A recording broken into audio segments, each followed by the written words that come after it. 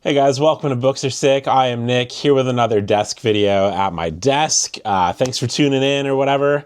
I'm slightly out of breath because I just ran downstairs and then back upstairs because couldn't find my hat, and I was like, I can't start a video without my hat because I'm looking at my face this whole time. Like, I can just see my face, and it's like, I'm already like so fidgety and like just like that if I can't just do that, I go nuts. So that's why I'm usually wearing a hat. It's just like a little thing. It just makes me feel better. I don't know, right? Okay. Welcome here to my office. This is where I talk about books, talk about life, talk about stuff. One-sided conversation. So sit back, relax, and I'll say some stuff. It's been about 10, 11 days since my last video, so that means I've got a fair amount of stuff to talk to you about today. You'll already know by being able to see the length of this video how much I actually have to say, because I would say the average length of a video is 10 to 15 minutes. So how did I do? You guys know. I have no idea. First up, let's talk about this weekend that I just had, because it was like a legendary weekend, a biblical weekend, just one of the most insane, greatest weekends I've ever had. On Friday, I went to go see My Chemical Romance. Lifetime My Chem fan, just have loved them since for forever, and was able to get tickets for their show at Rogers Center, which is where the Blue Jays play. It's a massive, massive stadium, and got tickets through Frank, with the guitarist from My Chemical Romance.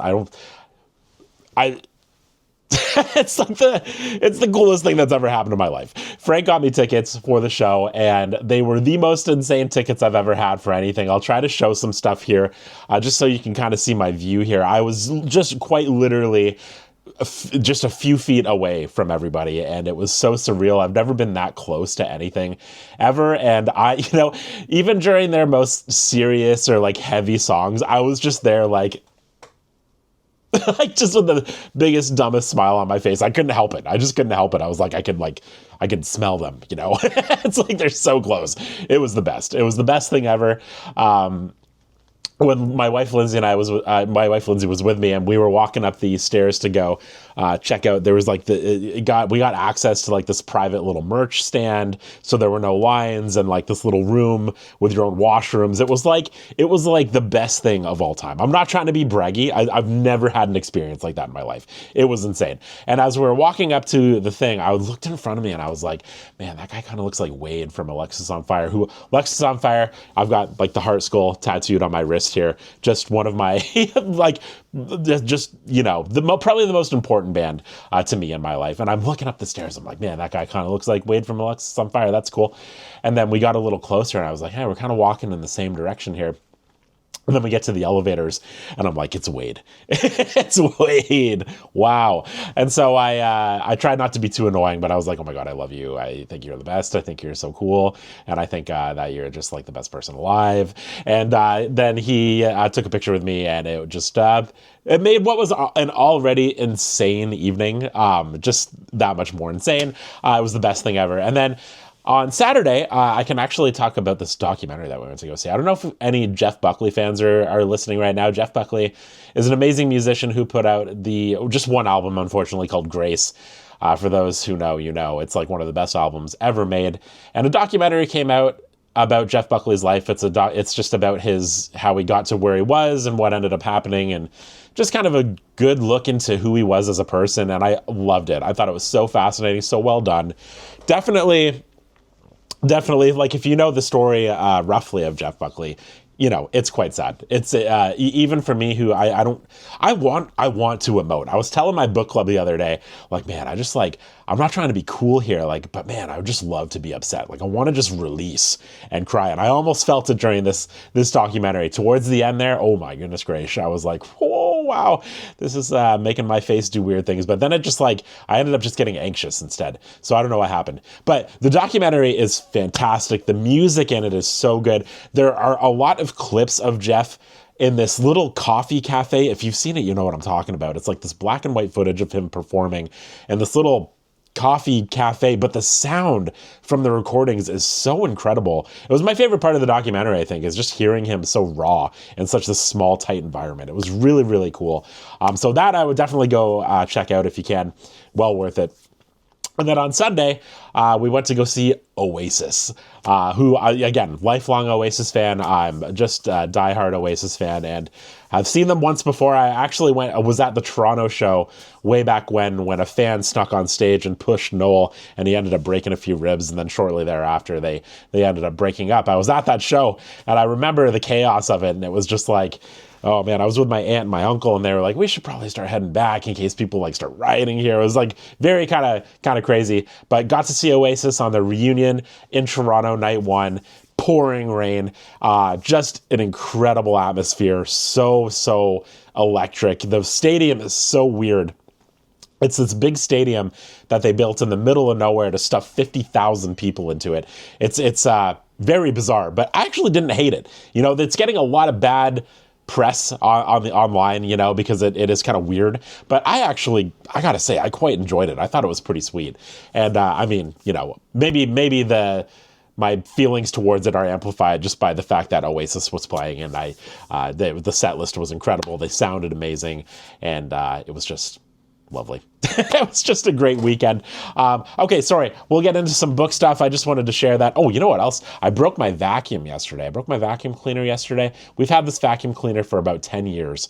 Legendary vacuum cleaner. It was good. I actually really liked it, but I unfortunately broke it beyond repair trying to get a clog out. I ripped it to shreds somehow. I actually don't really know how I do that. I'm not brute strength. I just accidentally did something and it like broke.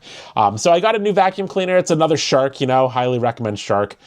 Just had good experiences with Shark. And man, I just vacuumed for like 2 hours today. Just like, and it was like, ooh, just feeling it, you know? It's got this like little scent thing in it too that you can screw in, and it makes everything smell better. Wow. Technology has come so far. I love it. Okay, so books. Let's talk about book club real quick. For those that don't know, I do host a book club called the Books Are Sick Book Club. And the link is down below in the description if you'd like to join. It is the greatest place on earth. So no pressure, but you know, it's good. It's really good. And we are actually reading a book I've been wanting to read for quite some time in the month of September. And that book is this one here. I'll show it to you. Ever heard of that one? That is Dracula. This is Dracula by Bram Stoker. I love this cover too. Let me show it again. Hopefully that's showing up there. This is a really, really cool HarperCollins. What is it? Olive Editions print that I think is just so cool. They are actually the ones that did that super creepy Exorcist one here that I absolutely love. I will get back to this in a second because there's a new release of this one that I want to show you. But yeah, we are reading Dracula for the month of September. We're getting into spooky season. We're going to gear up in September. Why not? Dracula is going to be our book. There are a lot of audio options available for free on various audio platforms. So, you know, with it being such an old book, there are a lot of options to read this for free, which is killer. So if you'd like to join up, again, the link is down below. Dracula is our book. Speaking of book club as well, I just started trying to do author talks because I was like, you know, we got a lot of book lovers in here. Why don't we get some authors in here? Why not? And so far we've had V.E. Schwab. She was incredible. Loved V.E. Schwab. And just recently, this past weekend, we had, the weekend before this past weekend, we had Patrick Radden Keefe, author of Say Nothing and Empire of Pain. And wow, what a handsome, cool individual. I mean, he's so smart. He's so smart. So I would highly recommend, if you do end up joining the book club, both of those chats are available to watch on the main page there. So please do so. We are actually, I'll get into another author we're having on soon that I got to thank my book club for, but there are some other authors, some pretty big names that have said yes. I've just got to get the final details done before I can say who they are, but it's going to be good. But yeah, book club is, it's just a big book community. People chat on Discord and it's like, whatever, it's fun. So do that if you want to, no pressure. I'll talk about this one first. Here's a book. This book is called Sandwich. This is by Catherine Newman. And once again, I got to thank my book club for putting me onto this because it's not a book I don't think I ever really would have seen that and been like, oh yeah, that's for me. But everybody in there was like, no, man, this is like actually really good. And I picked it up. I read it. I actually just finished it today. Finished it like an hour ago. And it was lovely. This is just a slice of life book about the perspective is from the mom named Rocky. They go to this beach house every year with their family. Her family's a little grown now. Her daughter is still like younger, but her son Jamie is older and kind of like has his own life now and his own girlfriend. And we're with her husband Nick as well. Really resonated with Nick, I gotta say.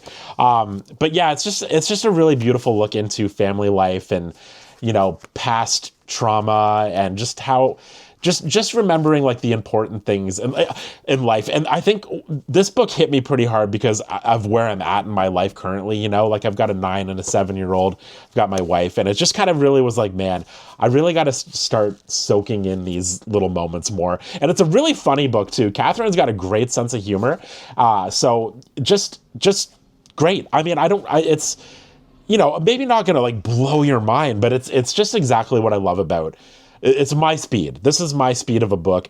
I'm not ever really looking for books to blow my mind. I'm looking for books that are just going to make me go, oh yeah. Yeah. And that is what this did. So Sandwich, it's a quick read as well. You know, we're at like just over 200 pages. You could crush that in a weekend for sure. Sandwich, Catherine Newman, very, very good. And the reason I talked about this one first is because we will be having Catherine Newman on to the book club. I got to thank our book club members, Hash and Mugshot and Bill and Squeeze and everybody for just kind of making that one happen. They will actually be forefronting that whole interview. I am going to try to be a part of it, but they are going to be the ones hosting that one. And I can't wait to hear what she has to say. She seems super, super cool. And hopefully I can tune in for that one. Okay, so let's move on here. Sandwich. Read Sandwich. Also, I'll just go, you know what, I'm just going to go top down here because I don't want to rearrange the stack. I got to thank my buddy Stu. Stu sent me this for some reason. My friend Stu, he was like, I just felt like you needed to have it. And I love Stu. I love Stu forever because he got me this. I don't know if you could throw any guesses out as to what this might be. It's a Folio Society edition. You can kind of just look at the artwork here. For those that guessed Giovanni's Room, you are correct. This is the Folio Society edition of Giovanni's Room. Stu got for me just as a nice thing to do. So Stu, frig, man, thank you so much. This is gorgeous. We got both of our people on the front and back here. And for those that don't know, Giovanni's Room is still the best book that I've read this year. It is my favorite book I've read this year. I don't think I could love a book. Well, I mean, I love books more than Giovanni's Room because I think it's probably sitting around 6 or 7 in my top 10. But as of this year, this is number 1 for me. It is just, oh God, it is so good. It is so damn good. Highly recommend checking it out. James Baldwin has become one of my favorite authors. I'm currently reading If Beale Street Could Talk, and I just finished The Fire Next Time. And that was just phenomenal. I'll have more thoughts on that one. I just finished it yesterday, and I want to stew on it a little more. It's a really short one, though. It's 100 pages. But look at this friggin' copy. The artwork in here is beautiful, as always. Folio Society, one of my favorite book-producing companies. Just good stuff after good stuff, you know what I mean? This is our book for this month. Sorry, this is There by Tommy Orange. We're doing Indigenous Month for the month of August. I'm almost finished up with this one. We will be doing the live chat for this one on September 7th in the book club. Sorry, a lot of book club talk, but that's basically like my life is kind of hanging out in that book club. So I do apologize, but you know, it's just ingrained into my day-to-day life. So I do talk about it a lot. There is phenomenal. I cannot wait to wrap this one up and talk about it. Again, how the lives work is I'll post the link the day of. Around 7 o'clock, we hop on there and we just all talk about the book. It's great. This is what I wanted to show you. This is the new edition of that Exorcist copy from Olive Editions from HarperCollins. And it's the same. It's a hardback though. And this one glows in the dark. So, you know, I tested this out. I went into my kid's closet and I set it there, turned out the lights, and then it really does just glow. It's terrifying. So if you didn't think this was terrifying enough by itself, get the glow in the dark version, you know? Why not? It's way scarier. It's way scarier. I can't wait to like maybe accidentally forget about it and have it kind of hanging out on my shelf, and then I just like come home late and I walk in and it's just like, ah! I can't wait for that to happen. This is another cool copy I got here. This is Psycho. This is by Robert Bloch. I always forget that guy's name. Robert Bloch here. This is Psycho, and I'm going to show you what's cool about this one real quick. The front comes off there, so you just got like the bathroom tiles on the hardback, and then when you put it on, it's got the hand with the blood and stuff. Just very, very cool. And my friend Jordan noted the same thing that I was feeling, and that is that I don't think that I knew that Psycho was a book. I knew that Psycho was a movie, an Alfred Hitchcock movie that I really, really love. But I actually just for some reason didn't know that it was a book. And so I'm going to be reading this. I'm probably going to start it right after this video, actually, and wrap it up hopefully tomorrow or the next day. It's a pretty quick read.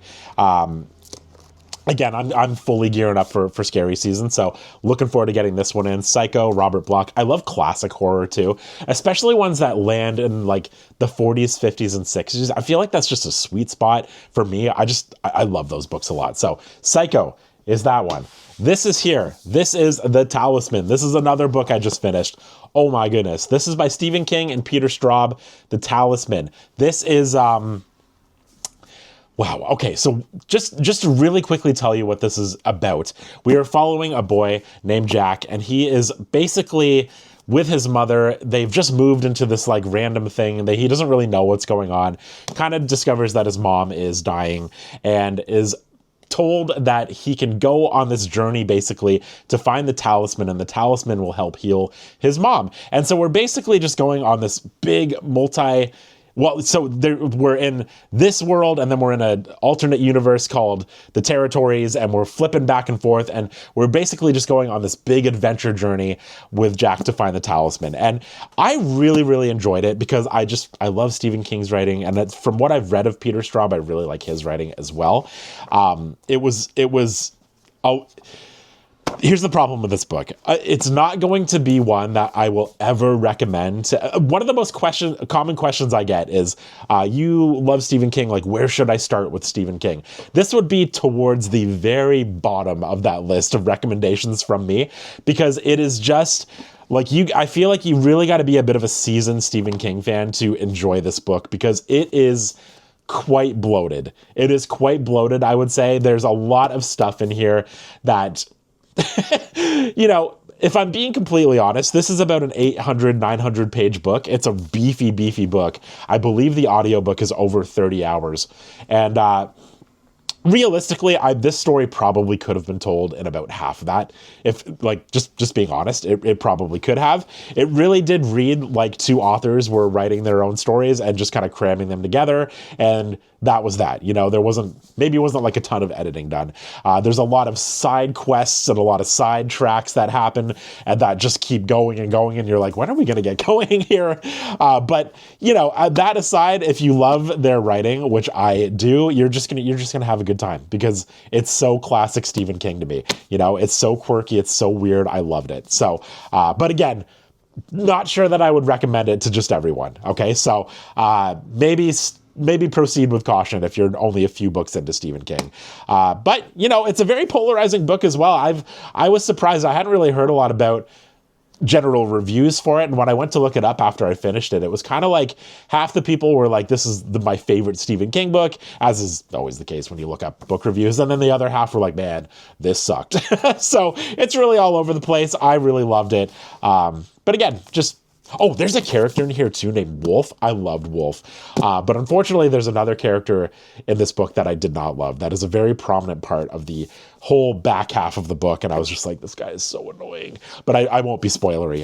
Just drove me nuts, if I'm being totally honest. Didn't wreck the book for me, but I was like, man, this guy's annoying. Okay. Let's get on to, you know what? I got this here. I was going to open this. I got this in the mail. This is from Owl Crate. They just sent this to me. I I opened the thing, but I don't know what's in here yet. So I was going to open this. This is cool. This is their horror box. This is what is this?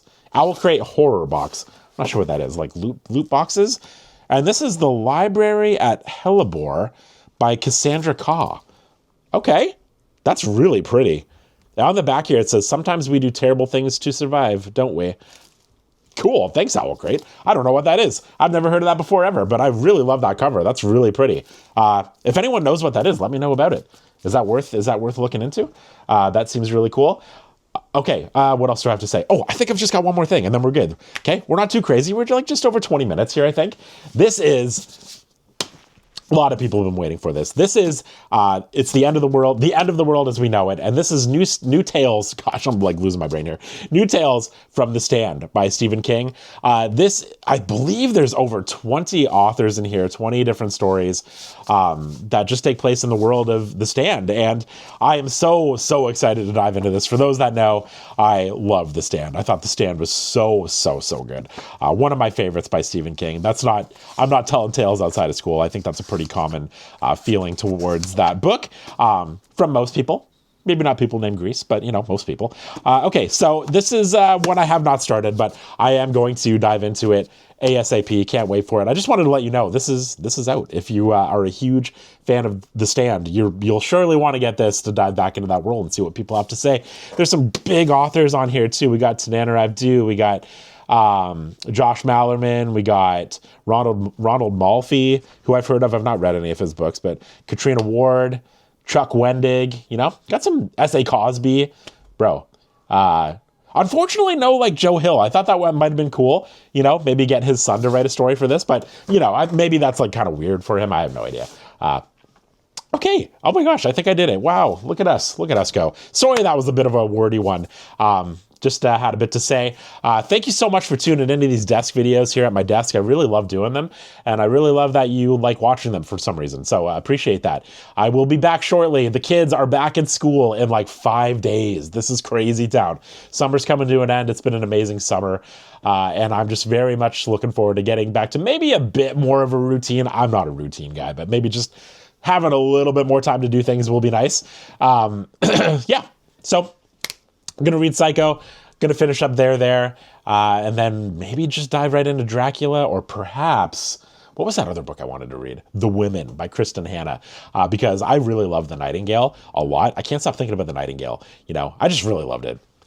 What do you want from me? I loved it, So looking forward to maybe getting into The Women, because I think that one takes place during Vietnam, which I've always been very fascinated by. So might dive into that one. But I did go to the bookstore the other day, and I saw it there. I think they still only have that in hardback. Correct me if I'm wrong. Maybe they have a paperback copy of it, but it was still like $40. So I was like, oh man, $40. Ugh. So I didn't get it at that time, but I'm thinking that maybe if I go look in some little free libraries, or if I maybe go to Value Village, maybe they'll have because it's like sometimes those really popular books, they will end up more available at places like that. But then you got to do a bit of searching, and it's like, man, I just really want to read it. So we'll see what happens. But I hope you have a beautiful day. I hope that you have a beautiful week, beautiful weekend. Celebrate Labor Day if that's a thing that you do. I don't know if that's just a Canadian thing or what that is all about, but have fun. Okay. All right. See you guys. Bye.